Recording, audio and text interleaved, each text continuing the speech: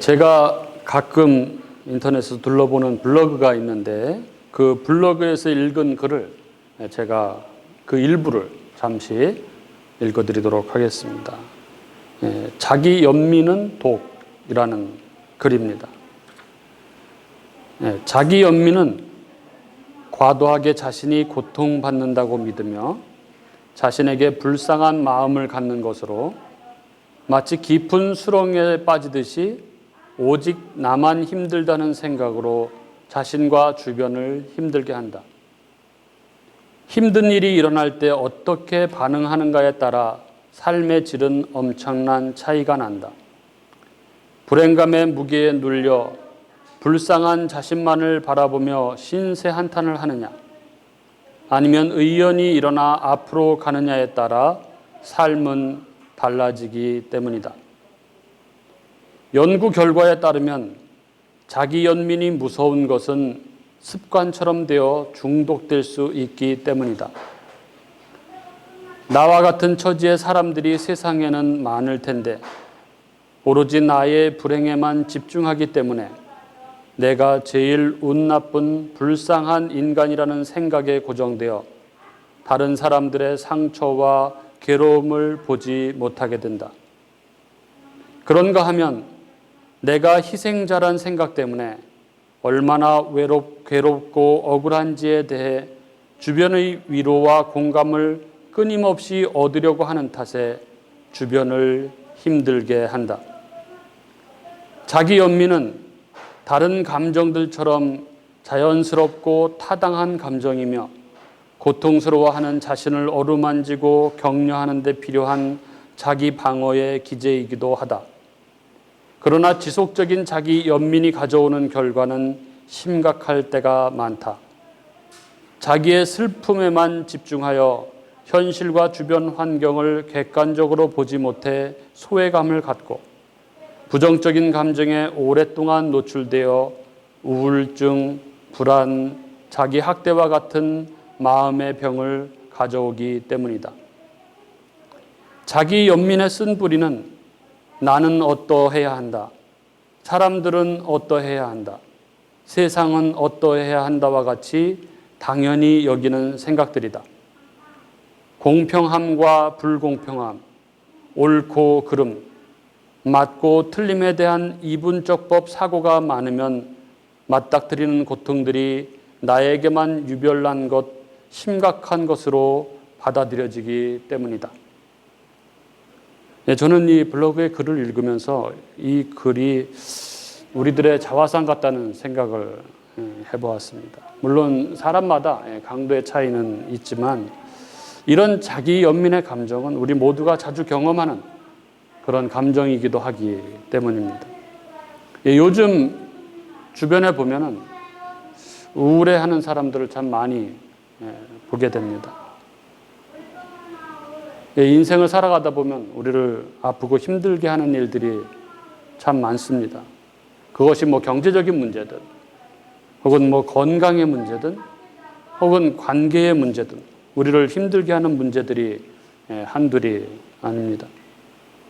그리고 그러한 일들은 우리를 때로는 허무감 속으로, 그리고 때로는 우울한 감정으로, 그리고 때로는 자기 연민으로 우리를 빠져들게 합니다. 우리가 살아가다 보면 분명 이러한 감정의 늪에 빠질 때가 있습니다. 그러나 이때 우리는 생각해야 합니다. 우리는 누구인가? 나는 누구인가 하는 것입니다. 왜냐하면 우리는 그리스도 안에 있는 사람들이기 때문에 그렇습니다. 오늘 말씀 안에서 우리가 이것을 한번 좀 깊이 있게 묵상해 보았으면 좋겠다, 이런 생각을 합니다. 나는 과연 누구인가? 나는 과연 지금 어떤 상태에 있는 자인가?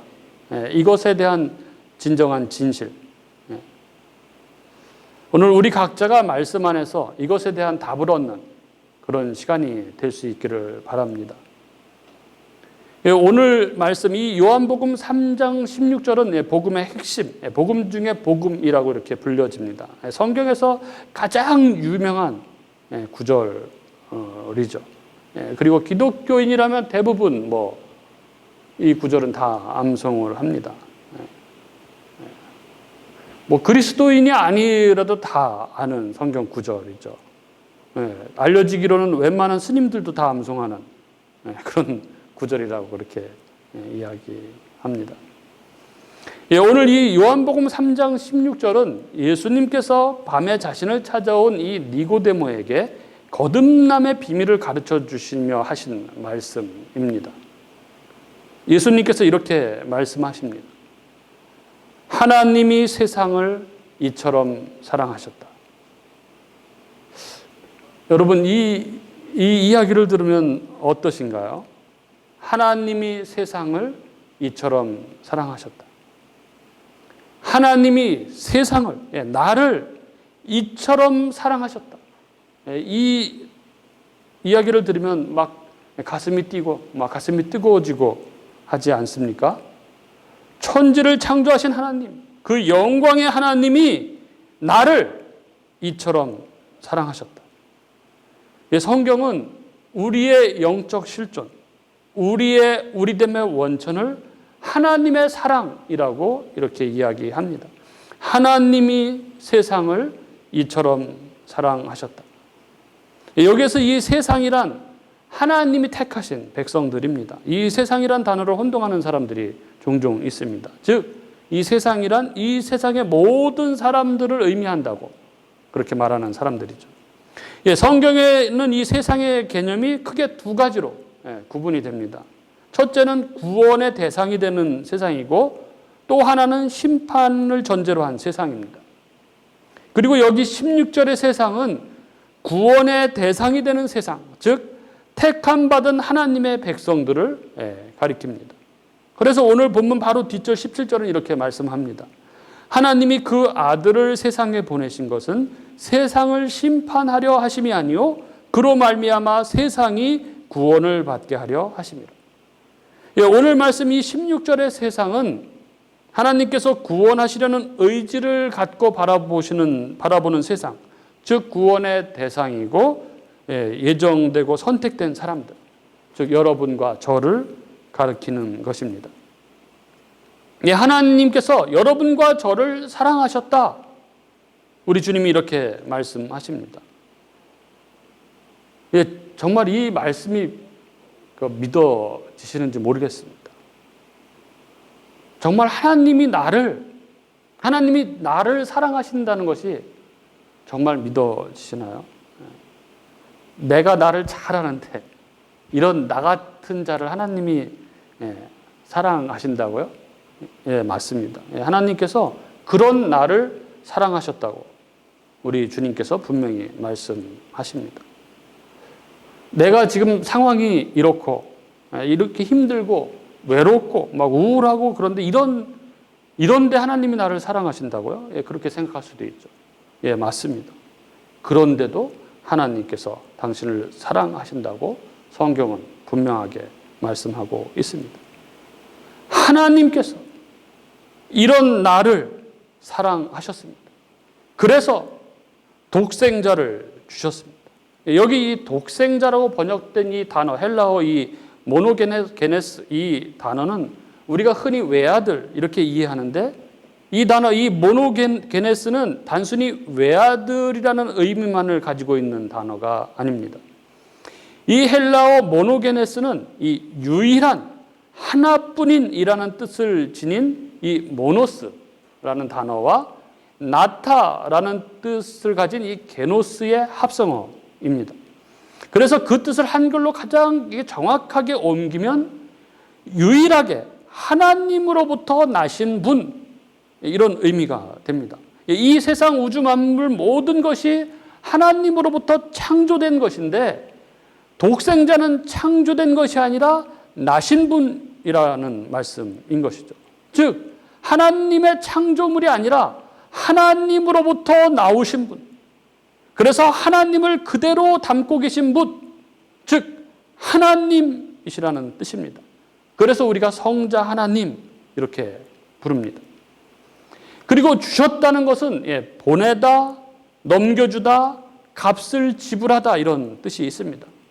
그러므로 하나님께서 우리를 사랑하셔서 독생자를 주셨다는 이 말씀의 뜻은 하나님께서 우리를 사랑하셔서 독생자, 즉 하나님이신 성자 예수님을 이 땅에 육신을 입고 오시게 하셨고 뿐만 아니라 우리의 죄를 위해서 십자가에서 피 흘려 돌아가시게 하셨다라는 말씀인 것이죠.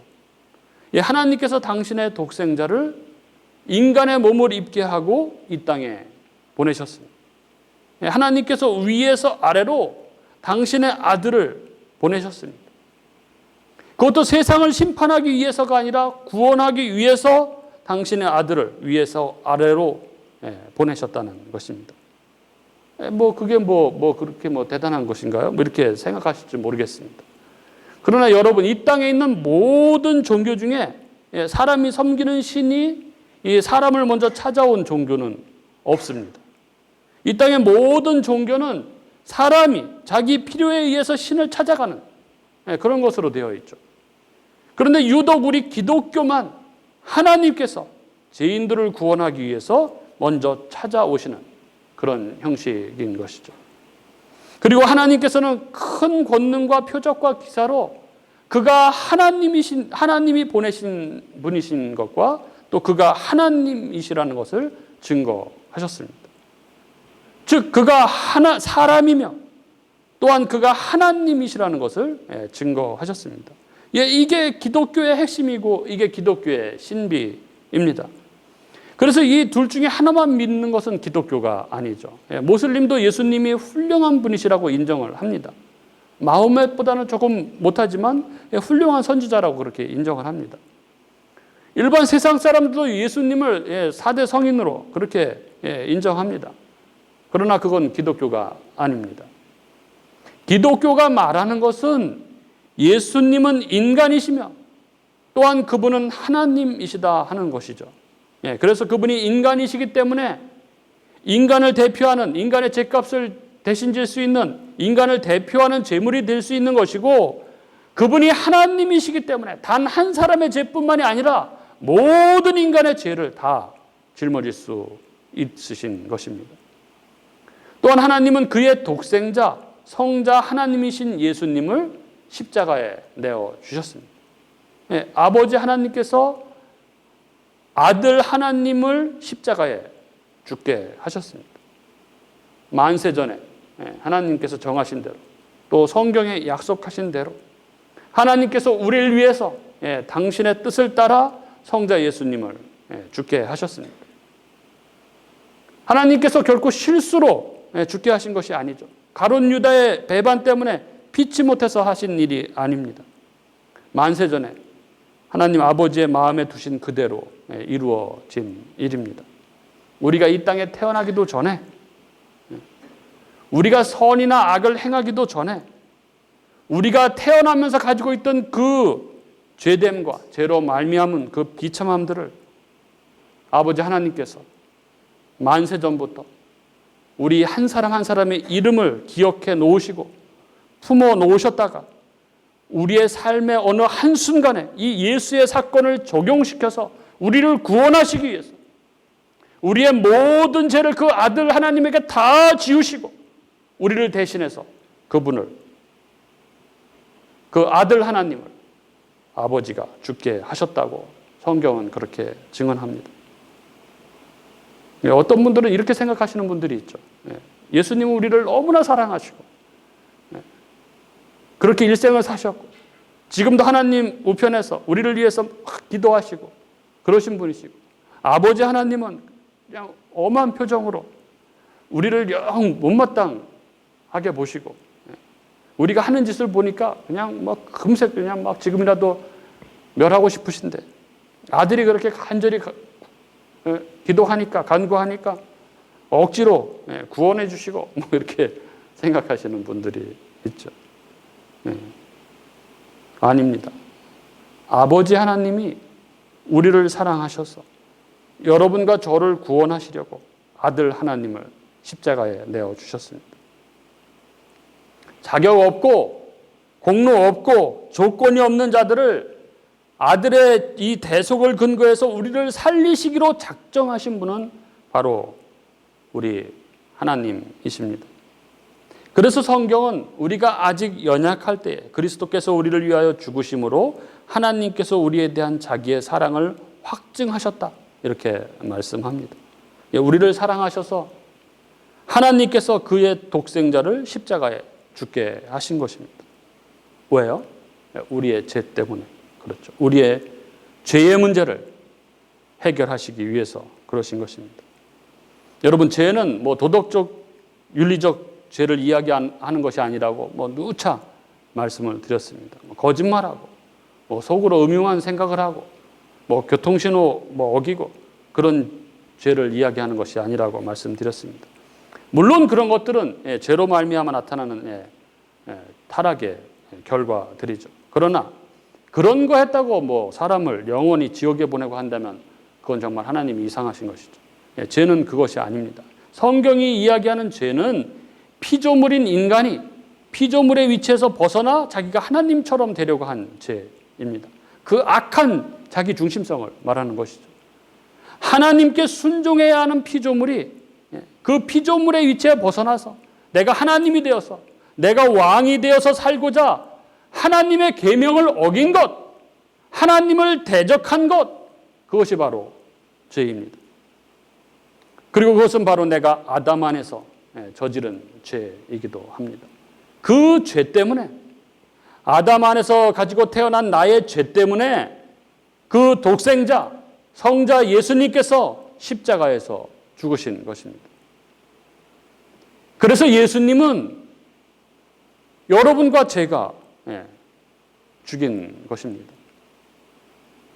우리가 그때 골고도 언덕에는 없었지만, 그래서 우리가 창으로 찌르고 우리가 채찍으로 때리고 하지는 않았지만, 그러나 우리의 죄 때문에 우리 주님은 그렇게 십자가에서 죽으신 것입니다. 여러분, 우리 예수님, 우리 주님은 한 번도 그 아버지를 향해서 하나님 이렇게 부르신 적이 없으셨습니다. 늘 아버지 이렇게 부르셨죠. 아들 하나님이시기 때문에 그분은 늘 하나님을 부를 때마다 하나님 이렇게 부르시지 않고 아버지 이렇게 부르셨습니다. 그래서 우리에게도 나의 아버지, 하늘에 계신 우리 아버지 이렇게 기도하라 이렇게 가르쳐 주셨습니다.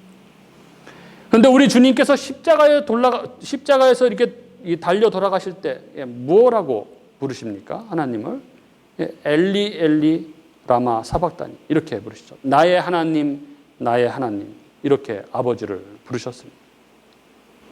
우리 주님이 이 십자가에서 겪으셨던 것은 그분이 이 아버지 하나님과 아들 하나님과의 관계 안에 여전히 그렇게 머물러 계셨음에도 불구하고 그분이 여러분과 저의 죄를 다 짊어지셨기 때문에 하나님을 향해서 나의 하나님, 나의 하나님 이렇게 부르셨던 것입니다.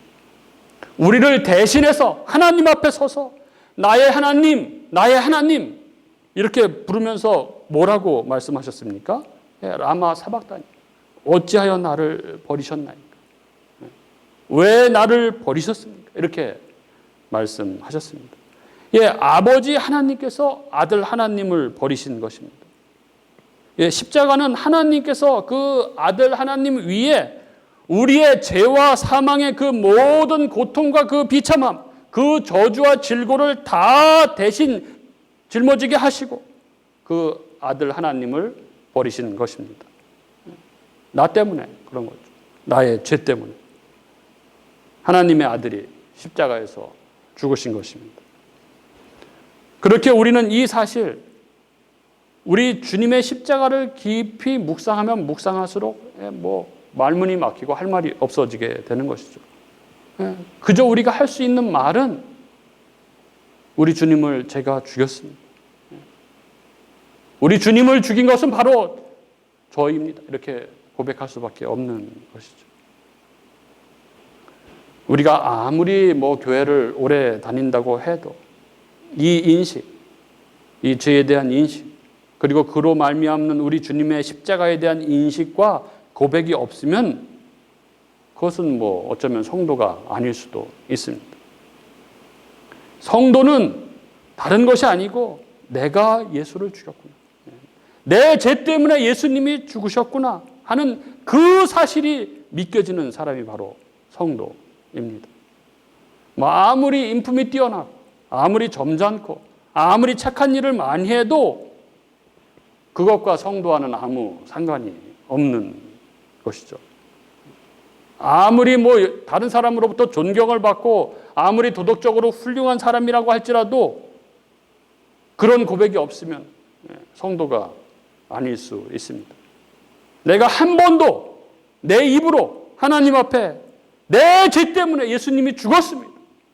내가 예수님을 죽였습니다. 내가 십자가에 못 박은 그 죄인입니다. 예수님을 십자가에 못 박은 죄인이고 나 때문에 예수님이 돌아가셨습니다. 이런 고백을 한 번도 해본 적이 없는 사람은 그의 인간적인 어떠함에도 불구하고 그의 탁월한 도덕성과 그의 어떤 열심인 노력과 아무 상관없이 그가 성도가 아닐 수 있습니다.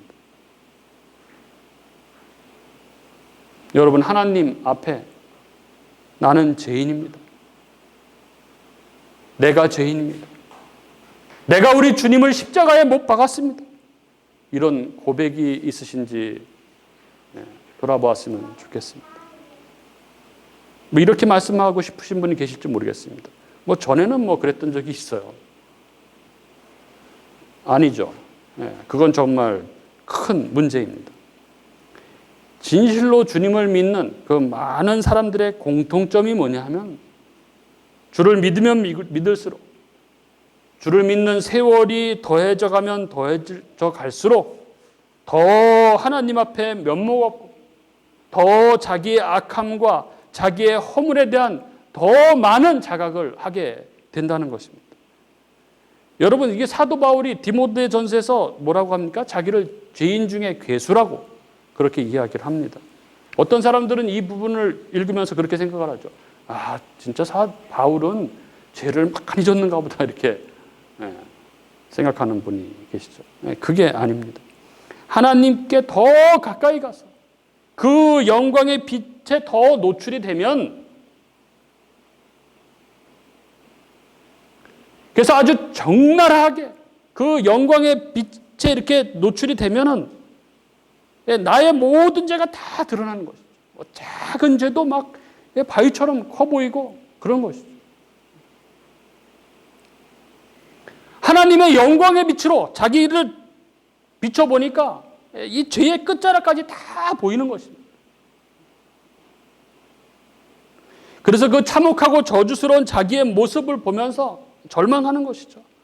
내가 이런 존재고 어찌하여 나한테 이토록 많은 죄들이 있는가? 이렇게 절망하게 되는 것입니다. 사도 바울은 하나님의 그 은혜의 영광 가운데서 이것을 본 것입니다. 그래서 자기를 죄인 중에 괴수다 이렇게 이야기하는 것입니다. 그래서 정말 은혜 받은 성도는 나는 죄인입니다 라는 말을 은혜 처음 받았을 때만 하고 마는 것이 아니라 평생을 하면서 살아가게 되는 것이죠. 세월이 가면 갈수록 이 고백은 더 진실해지고 더 온전해지고 더 자주 하게 되고 그렇게 되는 것입니다. 이런 고백들이 우리의 삶에 더 많아야 합니다. 여전히 있는 내 안에 있는 그 죄 때문에 눈물이 나고 여전히 그 내 안에 있는 그 뿌리 깊은 그 죄 때문에 가슴이 찢어지고 그래서 주님 앞에 엎드릴 수밖에 없고 그래서 주님의 긍휼을 구할 수밖에 없는 그러한 삶이어야 합니다. 하나님께서 이렇게 악하고 패역한 죄인을 사랑하셔서 독생자를 주셨습니다. 왜 그러셨을까요? 그 궁극적인 목적이 무엇입니까?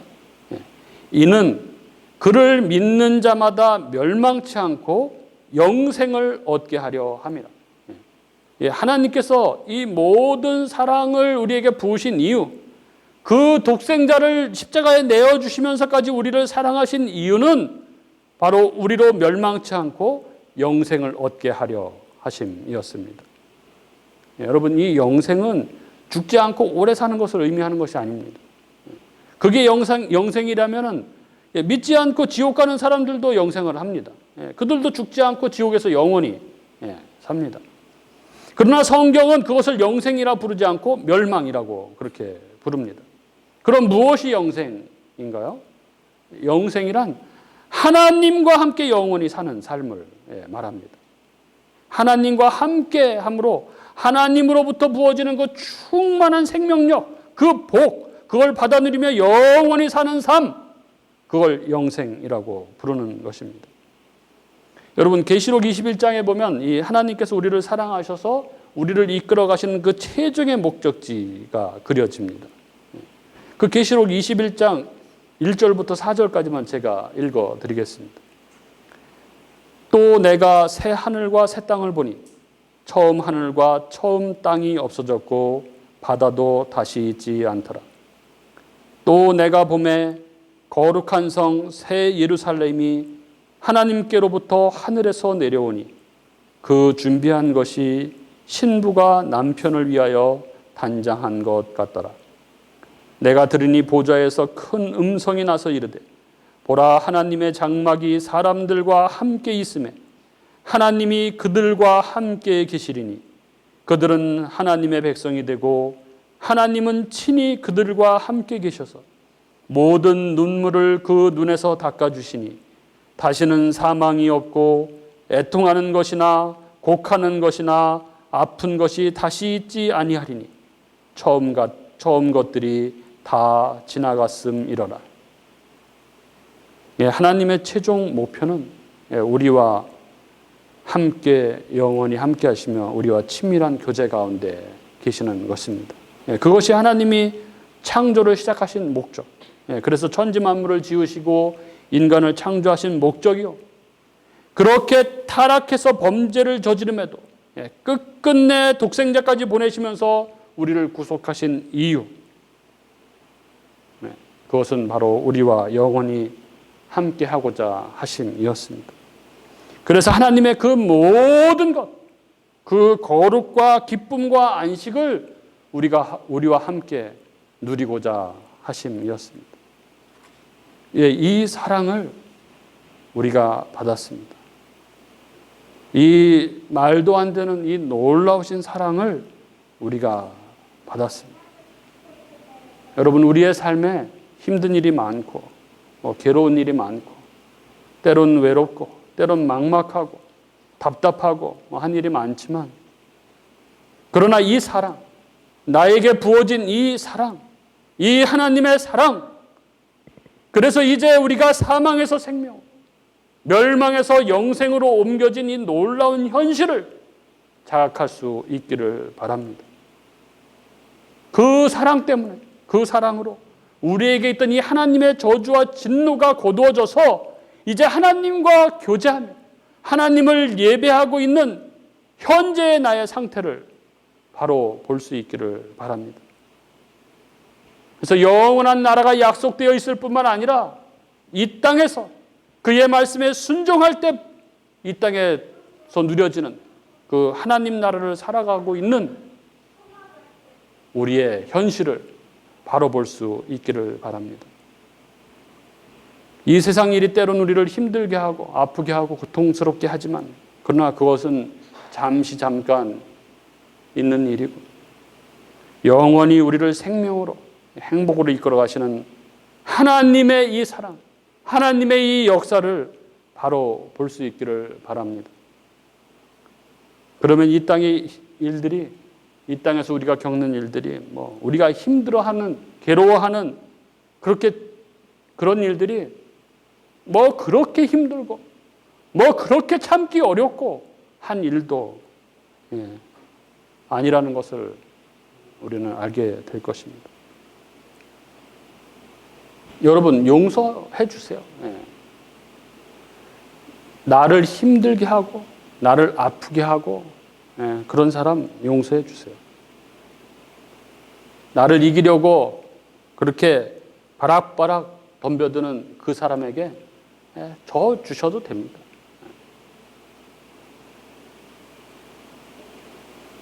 너무나도 밉고 너무나도 미운 그를 그저 긍휼히 여기시고 그를 품어주시고 그를 안아주시기 바랍니다. 우리 하나님은 그 독생자를 내어주셨습니다. 그래서 영원히 죽을 수밖에 없는 우리를 다시 살리셨습니다. 그게 바로 내 삶의 진정한 현실이요. 그게 바로 내 실존의 핵심입니다. 그걸 잊지 않으셨으면 좋겠습니다. 신대원 때 있었던 일이 가끔 기억에 나는 일이 있습니다. 한 전도사님이, 나이는 저보다 한참 어린 전도사님이 저를 복도에서 만났는데 갑자기 저를 알면서, 전도사님, 제가 멋진 축복송을 하나 알게 됐는데 제가 불러드릴까요? 그래서 그래, 뭔데 해봐 그랬더니, 너 같은 죄인 살리신, 이러면서 막 깔깔깔깔 막 웃는 거야. 그래서 같이 웃고 그랬는데, 근데 가끔 이 생각이 나요.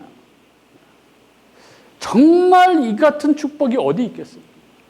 그리고 그 같은 축복성이 어디 있겠습니까? 나에게 부어진 그 말도 안 되는 사랑, 그 지극하신 하나님의 사랑, 그 사랑을 우리가 받았습니다.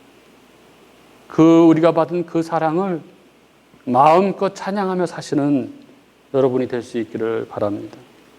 그리고 그 받은 사랑을, 그 사랑을 모르고 살아가는 사람들에게 전할 수 있는 그런 저와 여러분이 될 수 있기를 바랍니다.